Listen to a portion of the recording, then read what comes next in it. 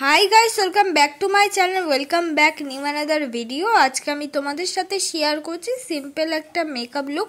তোমরা যে কোনো জায়গায় যেতে পারো, সেটা হলো কোনো পুজোর অনুষ্ঠানে বা শিবরাত্রিতেও সাজতে পারো। ফার্স্টেই আমি ইউজ করে নিলাম একটা টোনার, তারপর আমি ইউজ করে নিলাম হলো একটা ময়শ্চারাইজার, যেটা জেল ওয়াইজ ময়শ্চারাইজার। তোমরা নিজেদের পছন্দ মতো যে কোনো জেল ওয়াইজ ময়শ্চারাইজার ইউজ করতে পারো যদি তোমাদের অয়েলি স্কিন হয়। আর যদি তোমাদের ড্রাই স্কিন হয় বা খুব বেশি ড্রাই হয়, তাহলে চেষ্টাও করবে সফট নিভিয়া ইউজ করার। তারপর আমি ইউজ করলাম হলো ব্লু হেভেনের প্রাইমার। এটা আমি ফুল ফেসে ভালো করে কিন্তু টি জোন এলাকায় লাগিয়ে নেব। আর এটা লাগানো খুবই প্রয়োজন, আমাদের মেকআপটা যেন সফট আর ইজিলিভাবে আমরা ব্লেন্ড করতে পারি। তারপর আমি ইউজ করে নিলাম হলো ব্লু হেভেনের কনসিলার, যেহেতু আমার মুখে একটু অল্প পরিমাণ ডার্ক স্পট আছে, সেগুলোকে হাইড করার জন্য নিজের শেড থেকে এক শেড একটু নিচু শেডে আমি কিন্তু সেটা ইউজ করলাম। তোমরাও কিন্তু এই ট্রিক্সটা ইউজ করতে পারো। এক শেড যদি লেভেল কম কেনো নিজেদের স্কিন টোন থেকে, তাহলে সেটা অ্যাজ আ কালার ক্যারেক্টার হিসেবে ইউজ করাই যায়।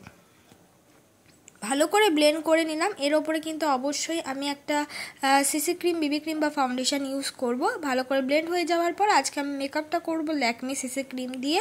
ফুল ফেসে আমি লাগিয়ে নিলাম হলো ল্যাকমি সিসি ক্রিম। ইজিলিভাবে দেখো সিসি ক্রিমটা ইউজ করছি আর ইজিলিভাবেই কিন্তু ব্লেন্ড হয়ে যাচ্ছে। তোমরাও কিন্তু এইভাবেই আমার মতনই ব্লেন্ড করতে পারবে যদি তোমরা ফার্স্টে স্কিন কেয়ারগুলো আস্তে আস্তে পুরোটা কমপ্লিট করে নাও। অনেকের কাছে প্রাইমার থাকে না, তারা ভেজলিং ইউজ করতে পারো। দেখো আস্তে আস্তে পুরো সিসি ক্রিমটাই কিন্তু আমি ব্লেন্ড করে নিচ্ছি, কোনো রকম ব্লেন্ড করতে অসুবিধা হয় না। বলতে গেলে আমি কোনো রকম ফেশিয়াল হেয়ার হয়ে 1 মাস হয়ে গেছে, রিমুভও করিনি, তাতেও কিন্তু খুব একটা ব্লেন্ড করতে অসুবিধা হচ্ছে না যদি স্কিন কেয়ারটা ভালো করে করে নিতে পারো।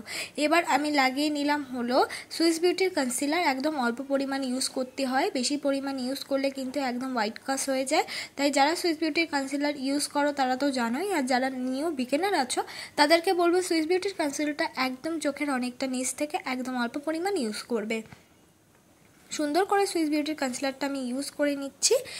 তোমরা চাইলে তোমাদের কাছে যদি কনসিলার অ্যাভেলেবেল না থাকে, তোমরা এখানে সেই ল্যাকমি সিসি ক্রিমটাই কিন্তু রিপিট সুইস বিউটি কনসিলারটা যেইভাবে যেখানে যেখানে কনসিলার ইউজ করতে হয়, ঠিক রিপিটভাবে সেই ল্যাকমি সিসি ক্রিমটাও কিন্তু সেখানে ইউজ করে কনসিলারের মতন কাজ করে নিতে পারো। ব্রাইটনেসটা একই আসবে, মানে যেটা আর কি হয়, ডবল ল্যাকমি সিসি ক্রিমটা ইউজ হয়ে গেলে অবশ্যই ব্রাইটনেসটা কিন্তু সেই কনসিলারের মতনই চলে আসবে। দেখো আমি সুন্দর করে কনসিলার দিয়ে আমার মুখটাকে আমি ব্লেন্ড করে নিচ্ছি, যাতে আমার মেকআপটা স্টেপ বাই স্টেপ পুরোটা কমপ্লিট হয় আর মেকআপটা যেন দেখতে ভালো লাগে। তারপর আমি ইউজ করে নিচ্ছি ল্যাকমি ফেস পাউডার আমার মেকআপটাকে সেট করার জন্য। ল্যাকমি যে ফেস পাউডারটা আমি ইউজ করছি, এটা কিন্তু তোমরা 250 রুপিসের আন্ডারে অ্যাভেলেবেল পেয়ে যাবে। তোমরা কম্প্যাক্টের থেকে এরকম লুজ ফেস পাউডারগুলো কিনতে পারো, তাহলে কিন্তু অনেকটা কোয়ান্টিটিতে থাকে আর অনেক দিন চলেও যায়। এবার মুখটাকে কন্ট্রোল করে নেব। মুখটাকে কন্ট্রোল করার জন্য আমি ইউজ করেছি মার্সের একটা কন্ট্রোল শেড। এইভাবেই আমি নাকটাকেও কন্ট্রোল করে নেব। এবার অনেকের কাছেই বলতে পারবে যে কন্ট্রোল শেডটা তো আমার কাছে নেই। তোমরা যে কোনো ব্রাউন রঙের আইশ্যাডো দিয়েও কিন্তু কন্ট্রোলটা হাত দিয়েও করে নিতে পারো। কন্ট্রোলের সাথে মিক্স করে আমি লাগিয়ে নিলাম হলো ব্লাশ। তোমরা চাইলে এখানে লিপস্টিক ইউজ করতে পারো, তবে মেকআপটা পাউডার দিয়ে সেট করার আগে লিপস্টিকটাই ইউজ করো। এবার আমি করে নেব আই মেকআপ করার জন্য আমি ইউজ করে নিচ্ছি রোজি পিঙ্ক কালারের একটা আইশ্যাডো। তোমরা তোমাদের পছন্দ মতো যে কোনো আইশ্যাডো বা যে কোনো একটা কালারের আইশ্যাডো দিয়েও মেকআপ করতে পারো।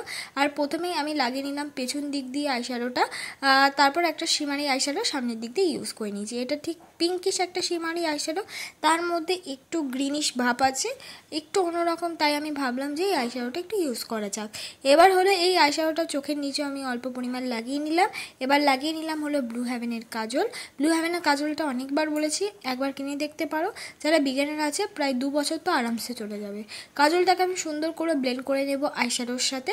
এবার লাগিয়ে নেব ল্যাকমি আইলাইনার। আর এই ল্যাকমি আইলাইনারটা খুব ভালো, এটা আরামসে তোমাদের 1 বছর চলে যাবে। কোয়ান্টিটিতে এখন হয়তো একটু কম থাকে, কারণ আমি রিসেন্টলি কিনেছি, খুব একটা রিসেন্ট না, তাও 7 to 8 মান্থ হয়ে গেছে। বেসিক্যালি আমরা তো প্রায় মেকআপ করি, তাও অনেক দিন গেছে। তাই তোমরা বিগিনার যারা ঘরে এমনি অকেশন ওয়াইজ মেকআপ করো, তাদের অনেক দিন যাবে।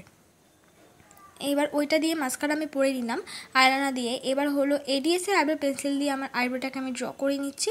তোমরা নিজেদের পছন্দ মতো যে কোনো আইব্রো পেন্সিল কিনতে পারো, যে কোনো আইব্রো পেন্সিল দিয়ে ইজিলিভাবে ড্র করা যায়। একটা ট্রিপস আছে, ট্রিক্স আছে, সেটা হলো এক আঙ্গুল বাদ দিয়ে সবসময় পেছন দিক দিয়ে আইব্রোটা ড্র করতে শুরু করবে।